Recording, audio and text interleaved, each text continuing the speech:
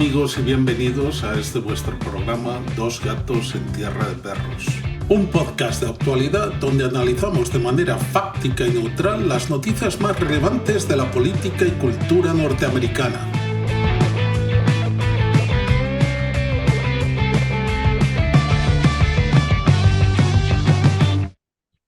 Hola, soy Joe Magaha.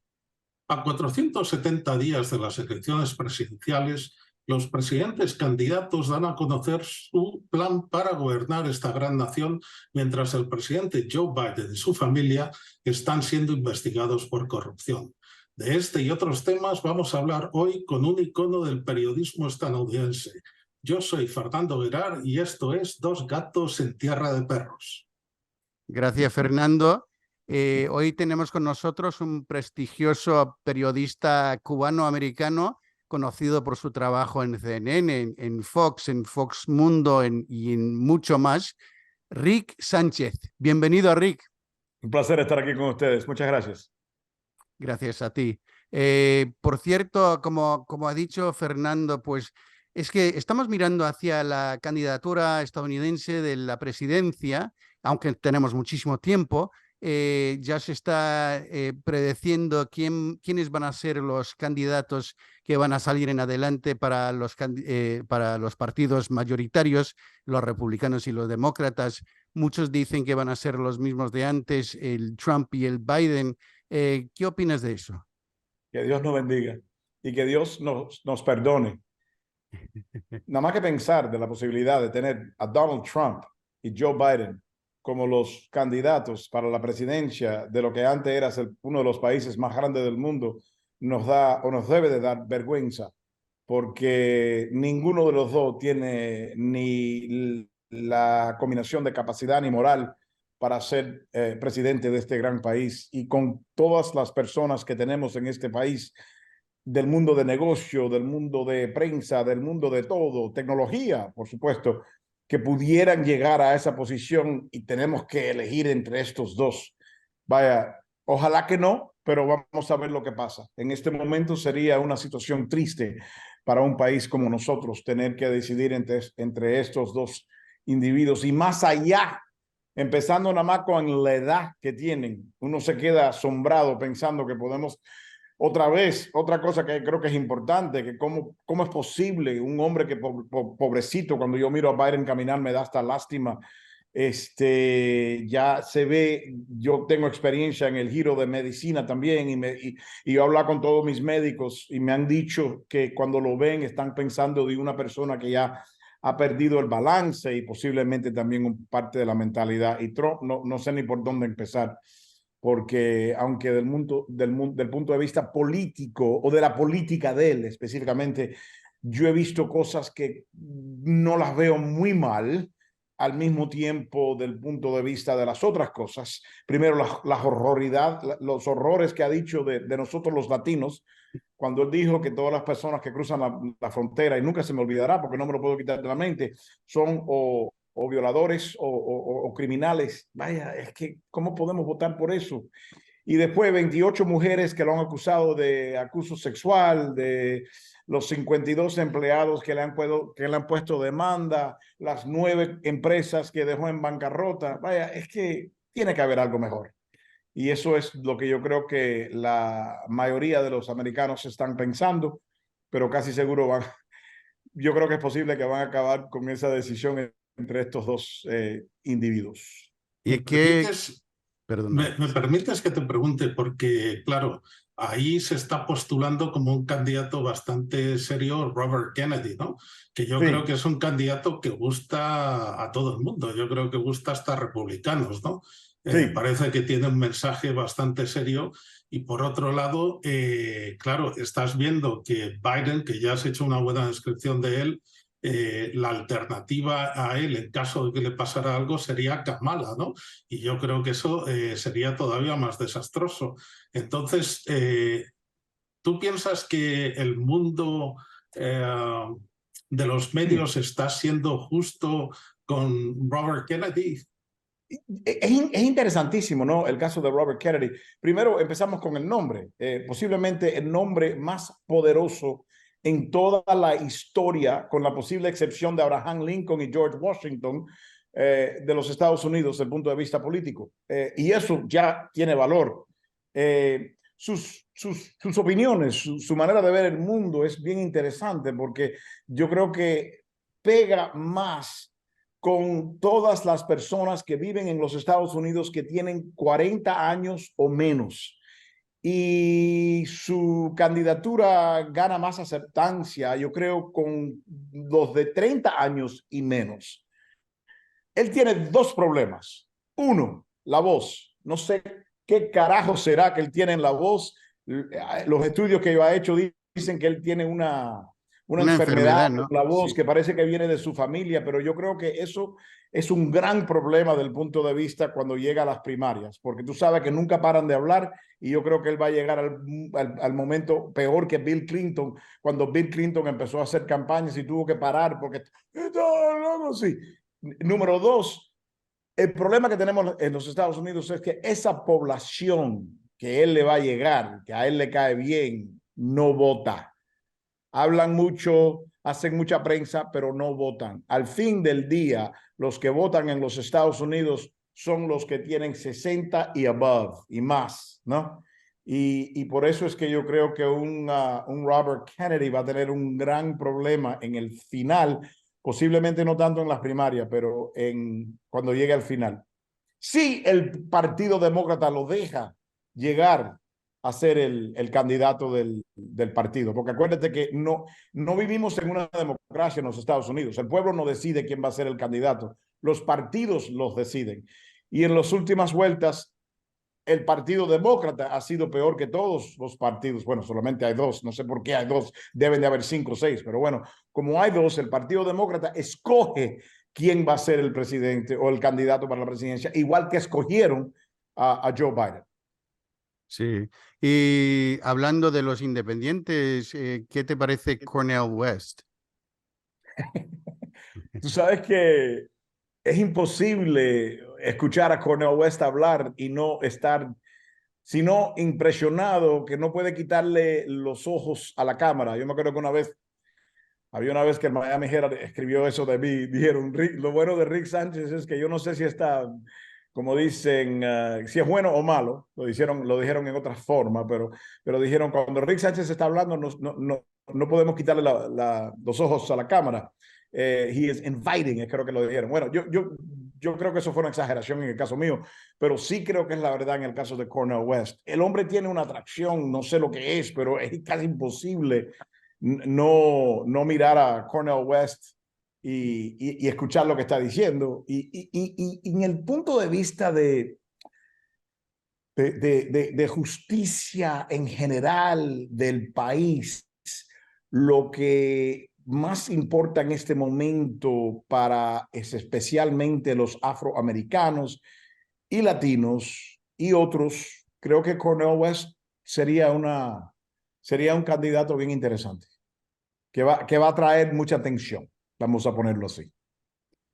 ¿Y qué piensas de la situación en Ucrania? Porque parece que mucha gente está en contra de que estamos mandando un mogollón de dinero a Ucrania cuando hay muchísima gente, más gente que nunca en las calles de todas las ciudades de los Estados Unidos, gente homeless, gente sin techo, básicamente.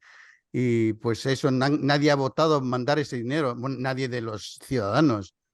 Es difícil como nosotros, y aquí es donde ser latino importa. Nosotros los latinos que venimos de lugares como Guatemala y Honduras y Panamá y Colombia y Cuba y la República Dominicana, entendemos muy bien lo que los Estados Unidos muchas veces hace cuando se involucra en la política de otros países. Porque lo vivimos, lo sabemos, posiblemente mejor que los otros ciudadanos de los Estados Unidos. Así que vamos a quitar al desastre que fue Irak. Vamos a quitar el desastre que fue Afganistán. Vamos a quitar el desastre que fue Vietnam. Vamos a quitar el desastre del mismo Obama en Libia y también en Siria. Vamos a quitar lo que hemos hecho en Yemen, que es horrible con los niños que han muerto en ese país y las bombas que hemos usado y las cosas que hemos hecho. Vamos a quitar todo eso. Es decir, sí, sería hipócrita para un país que estaba involucrado en esos 5 países que invadieron, criticar otro país que está invadiendo un país que ha tenido una relación de 5.000 años y que está en su frontera.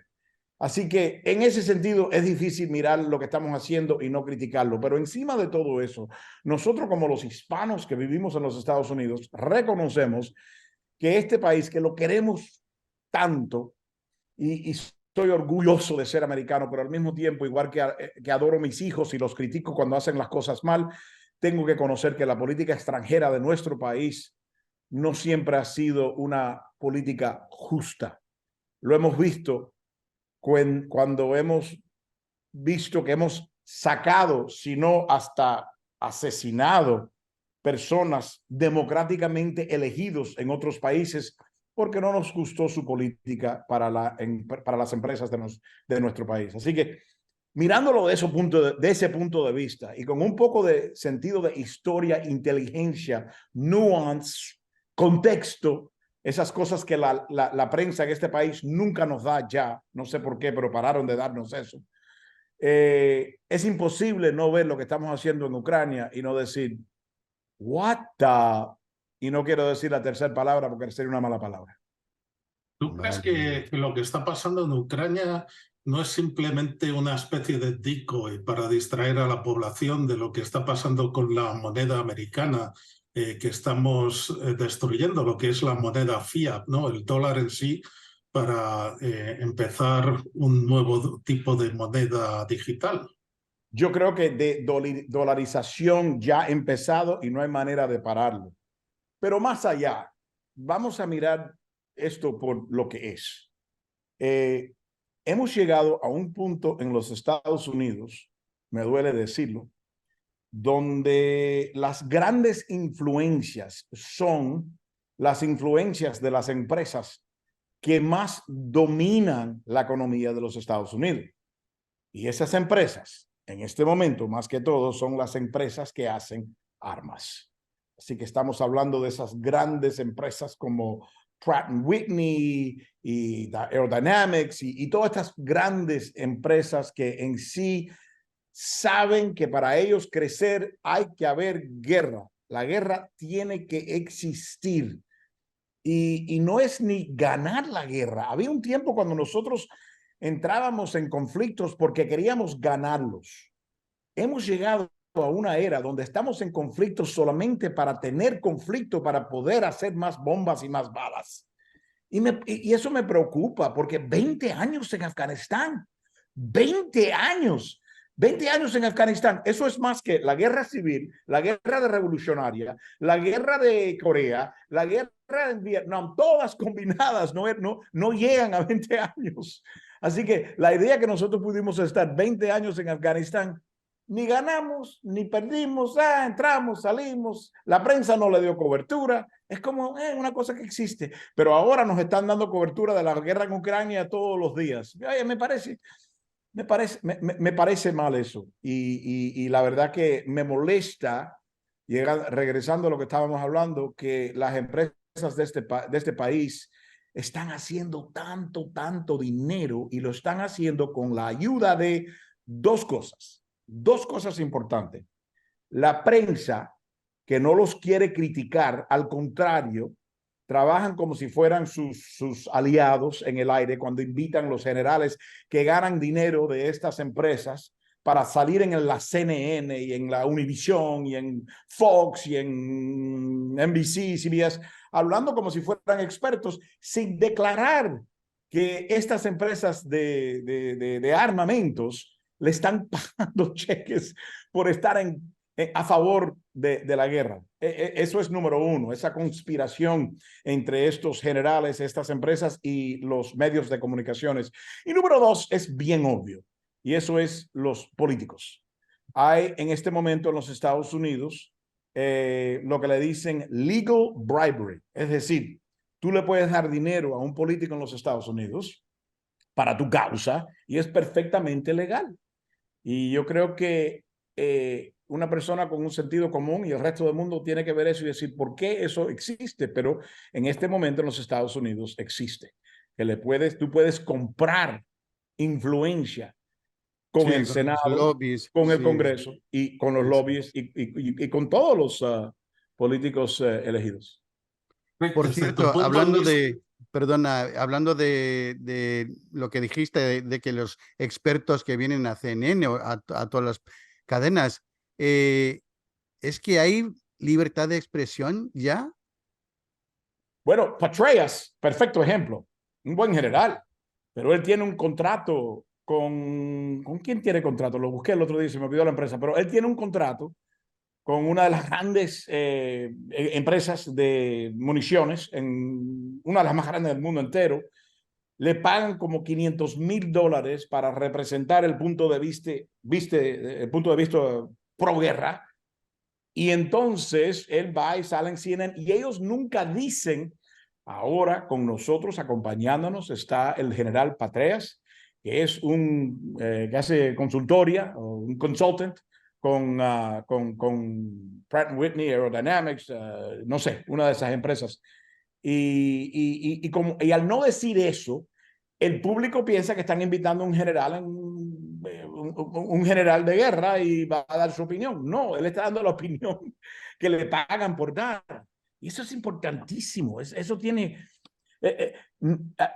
dicen hoy en día que en el giro de nosotros, los que comunicamos y nos pagan o ganamos el dólar comunicando, que no es la mentira en que inventaste algo nuevo, es lo que no dices. Es lo que no dices que nos hace tanto daño hoy en día en la manera que comunicamos y en lo que es o lo que queda de periodismo en nuestro país. y yo vi una entrevista con Scott Ritter donde le preguntaban sobre todos estos generales que estaban saliendo en la televisión y supuestos expertos en la materia, ¿no? Y él decía que, bueno, es un sobresueldo para ellos, muchos de ellos retirados, y que realmente si seguías un poco la dinámica de lo que querían transmitir ese día, pues que eso significaba que te iban a volver a llamar, entonces ibas a tener la oportunidad de ganar más dinero, y si no seguías esa dinámica, pues adiós, muy buenas, ¿no? Pero yo me pregunto, ¿realmente es el miedo a que te echen a la calle lo que acalla la verdad? O sea, lo que no permite a muchos periodistas y a muchos profesionales decir realmente lo que piensan. Yo me acuerdo que una vez cuando yo estaba trabajando en CNN, estaba trabajando yo y preparando un reportaje, una serie, y también Penguin vino y me dijo, te vamos a dar $250,000 si escribes un libro. Y eso va a ser tu signing bonus, no sé.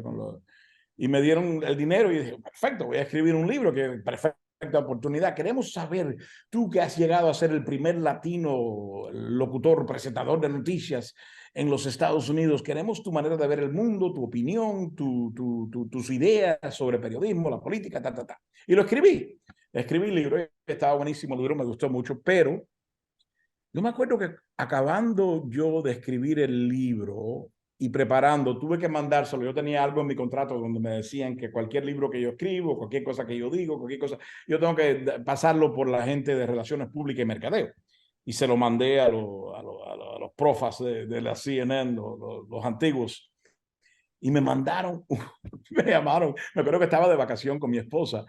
Y me llamaron por teléfono y me dijeron, esto es absurdo, ¿cómo tú puedes decir estas cosas? Y en sí, lo que yo estaba escribiendo en mi libro era la historia de América Latina, como los Estados Unidos, lo que hizo los Estados Unidos con Allende, lo que hicimos con el presidente en Guatemala, que sacamos porque no le gustó, Arbenz. Escribí de la situación cuando mandamos los Marines a Colombia. Vaya, cosas que son datos, hechos, cosas que ocurrieron de verdad. Dijeron, no, tú no puedes hablar de eso. No queremos que hables de eso porque no podemos tener un locutor criticando la política exterior de los Estados Unidos. Vamos a tachar, vamos a quitar todo eso del libro. Y yo me quedé pensando, wow, CNN, La gente se cree que esta es, o muchas personas opinan, y más en ese momento, que CNN era la voz del mundo, que era lo que es el perfecto ejemplo de una cadena de periodismo. Y déjame decirte que no lo era en ese sentido, porque yo aprendí que, claro, mientras que yo digo todo lo que ellos quieren que digan, y que todo es bonito, y que todas las guerras son buenas, y que los bancos están haciendo todo bueno para nosotros, etcétera, etcétera, sí, perfecto, pero el momento que me pongo un poquito más criticón de lo que ellos pueden masticar o tragar, inmediatamente me dijeron, ya, no queremos eso. Así que, vaya, eso es una anécdota bien específica. Sí. El presidente de Guatemala, que creo que le quitamos de en medio por las empresas azucareras, ¿no? Porque estaban comprando toda la tierra a Guatemala, estaban haciendo un negocio mucho cuidado, y el presidente, que fue electo democráticamente, decidió expropiar, pagar a precio de mercado las tierras y dárselas a los campesinos. Y eso no nos gustó nada y nos lo quitamos de en medio. Pero... Exacto, y el jefe de la empresa que dominaba el país, que tenía, dicen, hasta el 60% de todas las propiedades del país, agarró el teléfono y llamó a su hermano, que era el jefe de la CIA, y le dijo, tenemos un problema aquí. Mandaron las fuerzas, empezó una guerra civil y murieron 200,000 personas en esa guerra. Déjame decirlo otra vez, murieron 200,000 personas. Por eso es que yo no voy a decir que no está mal hecho cuando los rusos interferieron en la elección de los Estados Unidos usando Facebook porque preferían que ganara Trump y no Hillary. Estaba claro mal hecho.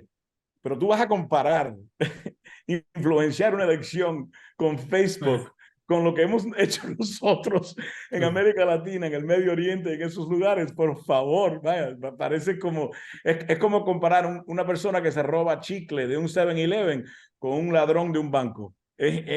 No hay comparación. Perdón. Exacto. Y también, bueno, hablando de quitar a líderes de en medio, el Kennedy, el joven, está diciendo que la CIA o que mató a su tío también. ¿Qué opinas de eso? Oh my God.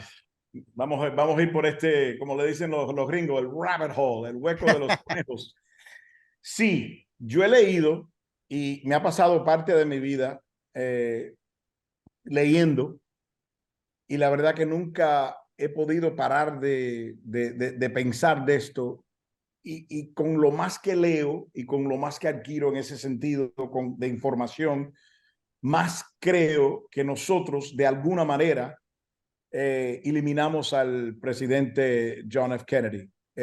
Sabemos que el presidente, porque nada tiene sentido común, nada de lo que pasó, ni la manera que el estudio de su cerebro, la manera que lo examinaron el cuerpo, las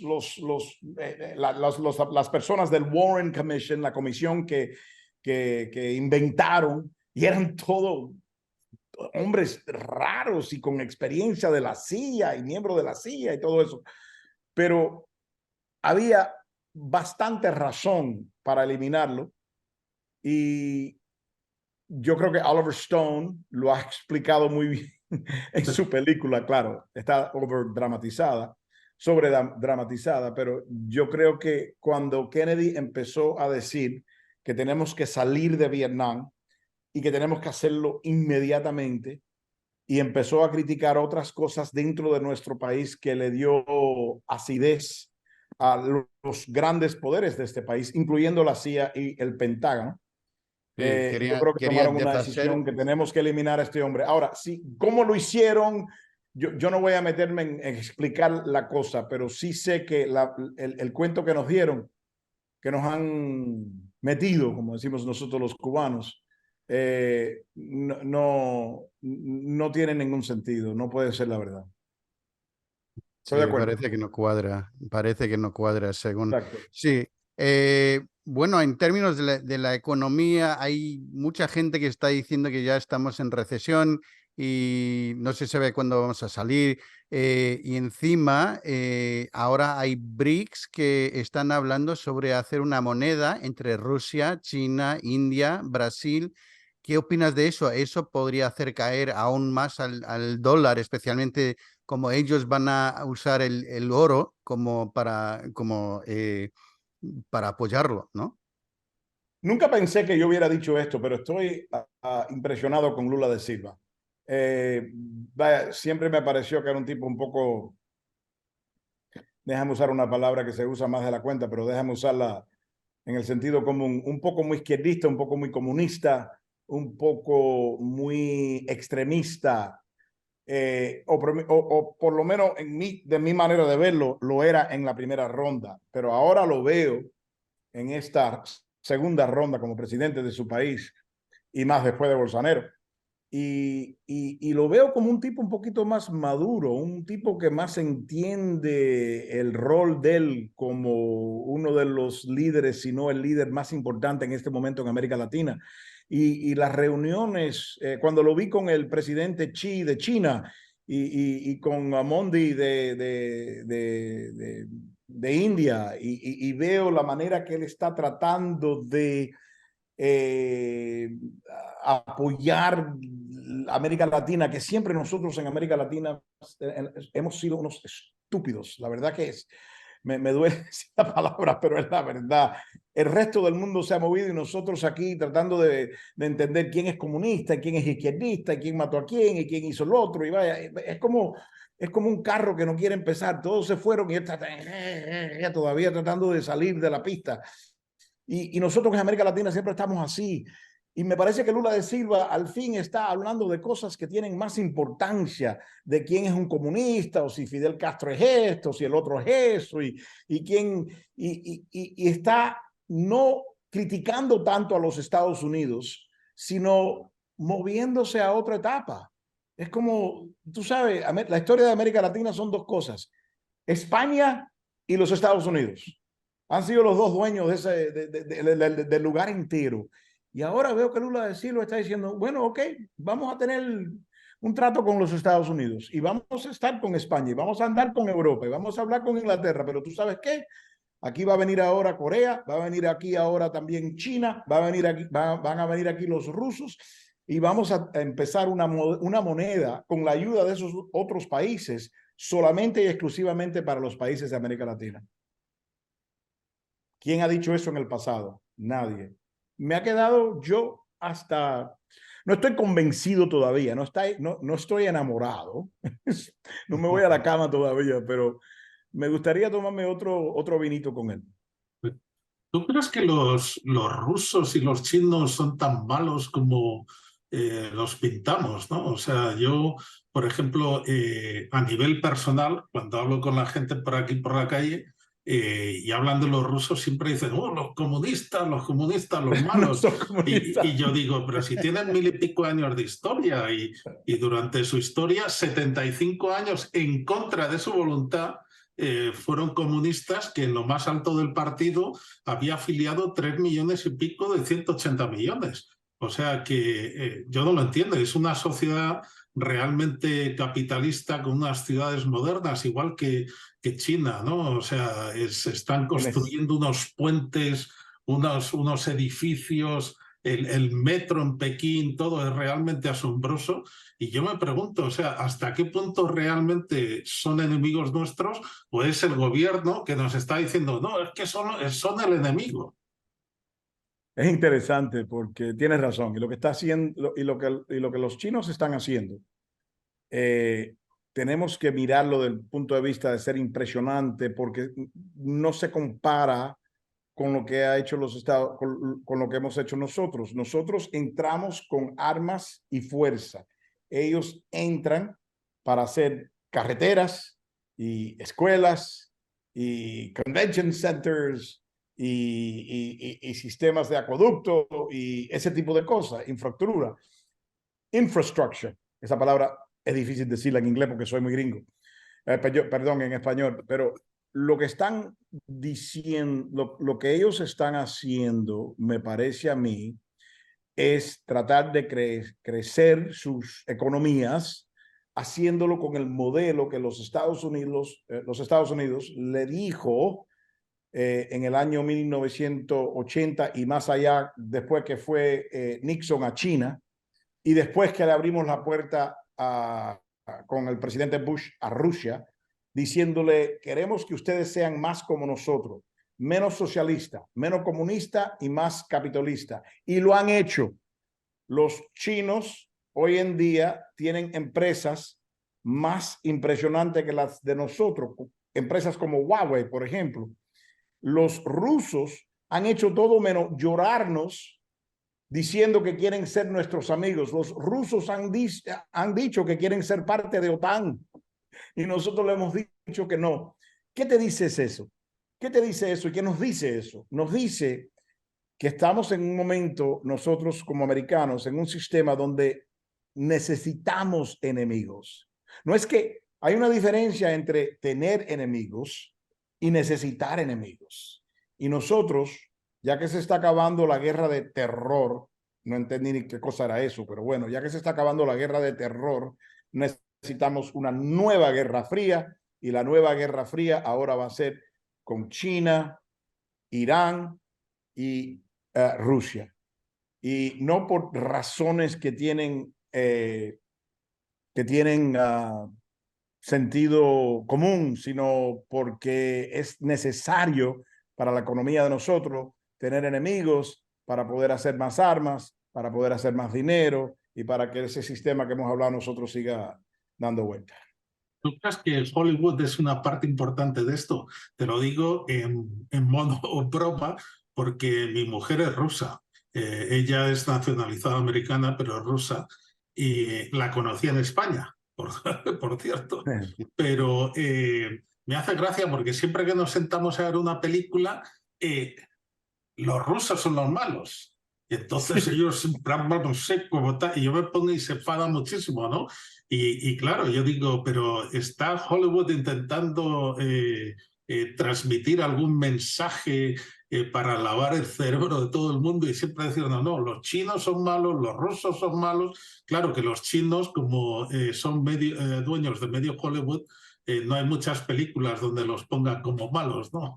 Es interesante. Y nosotros los latinos somos drogadictos, criminales, Sí. y el que te limpia los zapatos y te limpia la casa.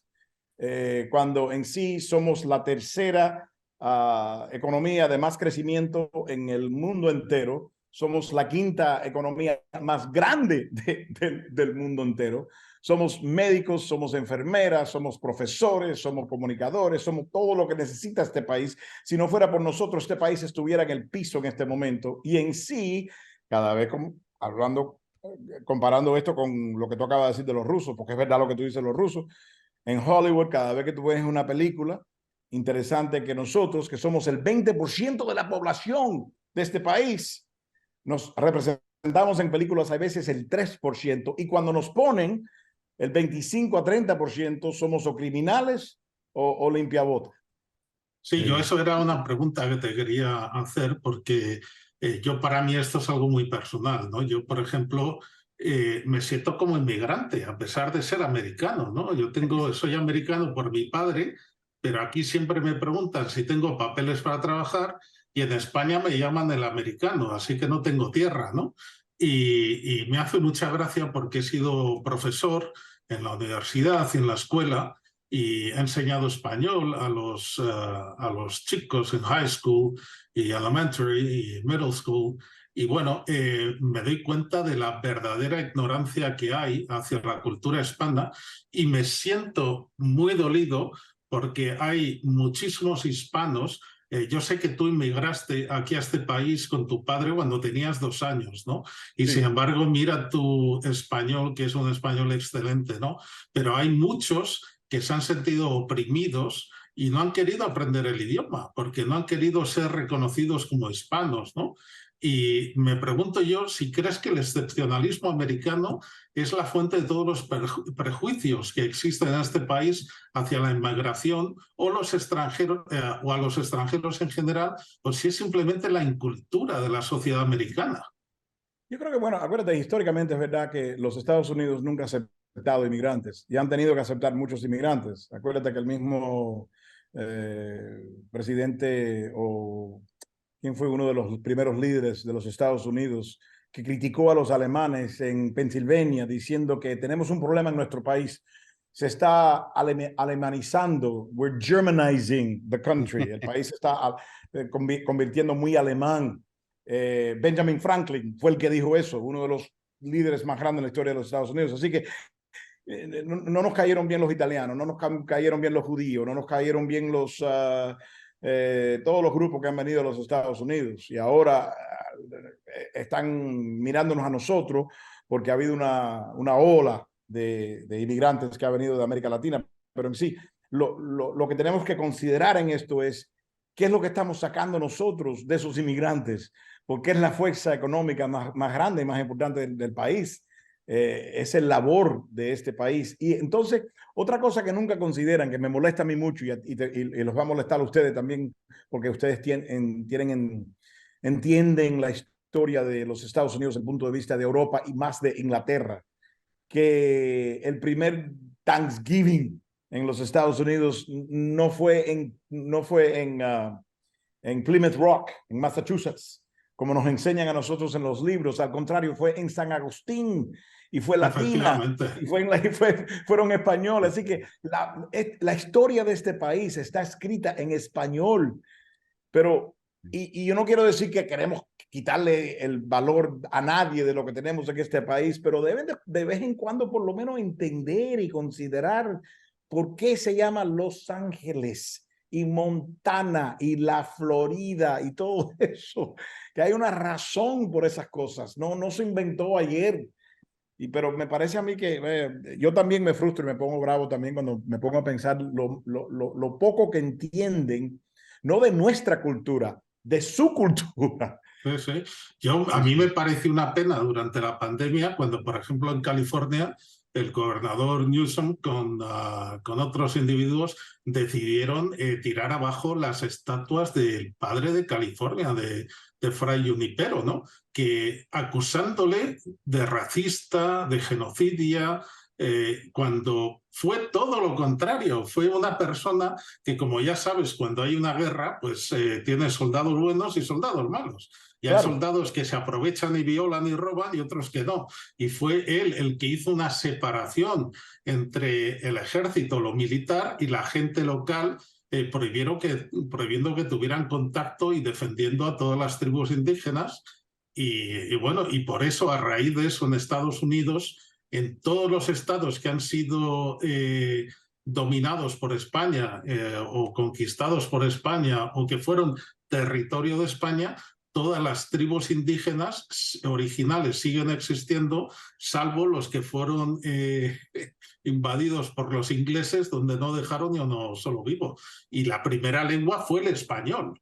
Pero bueno. Sin duda. Y tú sabes, al decir eso, me recuerda que hay muchas personas que en este momento en los Estados Unidos que son latinos y dicen que ellos nunca van a votar por un republicano por las cosas horribles que hacen los republicanos. Y es verdad que los republicanos han dicho y han hecho unas cuantas cosas bien feas en el sentido de quién somos nosotros como latinos, pero más allá, los demócratas tampoco han hecho absolutamente nada para levantar el sentido de poder entender quién somos nosotros como latinos. La misma Nancy Pelosi que dijo, creo que fue el año pasado, estaba tratando de criticar el gobernador de la Florida cuando el gobernador de la Florida fue o mandó un avión y sacó los inmigrantes de la frontera y se lo mandó a un lugar. Una maniobra política fea y estúpida. Pero bueno, en vez de decir es una maniobra política fea y estúpida, y esos inmigrantes van a ayudarnos a nosotros en los Estados Unidos y van a llegar a ser en el futuro los médicos y los científicos y esa cosa. ¿Tú sabes lo que dijo Nancy Pelosi? Dijo, qué lástima que el gobernador no entiende que en su propio estado hay muchas frutas que necesitan y vegetales que se necesitan recoger y trabajar en las fincas. Como decir, en su mente nosotros somos eso. Claro, mira, yo te voy a dar un dato, Rick. Los cubanos son la tercera población de habla hispana por importancia en Estados Unidos. Y de y de esa población el 27% se gradúa con estudios superiores, que es el grupo que tiene mayor graduación de todos los latinos. O sea que la ignorancia es tremenda y parece que es que cada día va a más. Por eso es que mira, yo la verdad que yo he trabajado en Univision, he trabajado en CNN, he trabajado en NBC, he trabajado en Fox. Y ahora, mira, estoy haciendo un contrato con los chinos y con los rusos, con RT. Tengo un programa en RT que se llama Impacto Directo. Y la verdad que hablando claro, y claro, todo el mundo a veces tiene su opinión y todos tus jefes de vez en cuando tú tienes que decirle, no voy a hacer eso porque no es justo. Pero yo te puedo decir claramente en este momento que yo recibo en RT menos control, menos dominio de mi opinión periodística. Claro, ellos tienen sus opiniones y de vez en cuando tenemos que tener esas conversaciones. Pero yo recibí lo que le dicen más pushback, ¿no? Más control en CNN y en Fox y en NBC que recibo hoy en día. No sé qué dice eso, pero no es una cosa que debemos de tener. Yo sé que si yo trabajaría hoy en Fox, no pudiera decir varias cosas. Si trabajaba en CNN, hay cosas que no, tampoco puedo decir, igual que NBC. Así que, no sé, el mundo ha cambiado. No es que nadie es perfecto, pero yo creo que hoy en día tenemos que mirar a todos los lados de la historia y no solamente uno, y representar solamente un punto de vista. Y ese es uno de los grandes problemas que tenemos hoy en día, Joe, en el periodismo. Y dime, hablando del país de tu nacimiento, porque hemos tenido el bloqueo desde hace tanto tiempo, parecía que lo iban a sacar con Obama y luego Trump decidió no hacerlo. ¿Cuál es el futuro de Cuba? ¿Cómo lo ves? Hay algo ocurriendo en este momento en Cuba que empezó como hace 6 meses y nadie sabe de esto todavía. Pero he hablado con unos cuantos amigos míos que tienen conocimiento de esto aquí en Miami, incluyendo Joe García, que ustedes deben de tenerlo como invitado. Es el congresista Joe García. Jóvenes dentro de Cuba se han unido con jóvenes en Miami. Están empezando empresas y factorías y fábricas y warehouses de distribución donde tienen mercancía que está entrando de China y de donde sea, y de ahí tienen tiendas. Las tiendas creo que se llaman MIPAS o algo de eso, MIMPES, no sé, es un nombre raro, que son tiendas independientes en Cuba. Y en sí es capitalismo, puro capitalismo. Están vendiendo cosas y están vendiéndolo en un ambiente más limpio, mejor y más barato que las tiendas del gobierno. Y todos en Cuba se están yendo de las tiendas del gobierno y van a estas tiendas de estos jóvenes. Y el gobierno no sabe qué hacer, pero por ahora están diciendo, bueno, si eso funciona y eso causa que la gente no se van a tirar a las calles y esto va a ayudar a nuestra economía, what the hell, vamos a seguir con esto. No sabemos todavía, es posible que mañana van a salir las tropas a la calle y van a matar a toda esta gente, pero por ahora eso está funcionando y yo creo que esto va a ser la chispa, ¿no? El spark que va a poder cambiar la situación en Cuba mientras y cuando mi país, los Estados Unidos, no se mete tratando de ayudar o hacer parecer que están ayudando y van a chivar la cosa entera. Yo le dije a los Estados Unidos, ayuden a esos jóvenes o déjenlos tranquilos, pero ten cuidado lo que haces. Bueno, ya sabes que si hay dinero nos vamos a meter seguro. Claro, y depende de cómo lo hacemos. Sí, yo tuve el placer de visitar Cuba ya hace unas décadas y la verdad que un país impresionante, la gente, bueno, una calidad inimaginable, ¿no? Y luego otra de las cosas que me llamó mucho la atención es lo culta que era. O sea, yo me acuerdo que cogíamos estos taxis que no eran del gobierno, y hablando con los conductores, ellos pues eran ingenieros, eran médicos y gente de una calidad increíble. Te voy a meter en un problema. ¿Tú crees que Cuba le fue mejor uniéndose a Estados Unidos o debería de haber seguido con España? Ningunos. Yo creo que España empezó mal y los Estados Unidos fue peor todavía. Los dos miraron a... Bueno, acuérdate también que cuando... hablando históricamente, los cubanos se lucharon contra los españoles para su independencia y los gringos vinieron y le quitaron hasta esa victoria. Y cuando celebraron el presidente McKinley esa victoria en Cuba, no dejaron, y esto es importantísimo desde el punto de vista simbólico, los soldados que se fajaron contra los españoles en el 1898, en la guerra en Cuba, cuando se les celebró esa victoria, los americanos mandaron sus tropas y las tropas americanas fueron las que marcharon por las calles con las banderas y no dejaron que los cubanos que lucharon también tomen parte en esa parada, en esa marcha, que te dice todo sobre lo que iba a pasar entonces de ese momento en Cuba, que los gringos, mi país ahora, que soy americano, se cogió esa victoria para ellos y en eso se cogieron el país también. Y desde ese momento Cuba nunca ha podido ser en sí independiente. Y después vinieron los rusos y hasta cierto punto influyeron también la cosa, pero ya eso se convirtió hace largo rato en tremendo arroz con mango.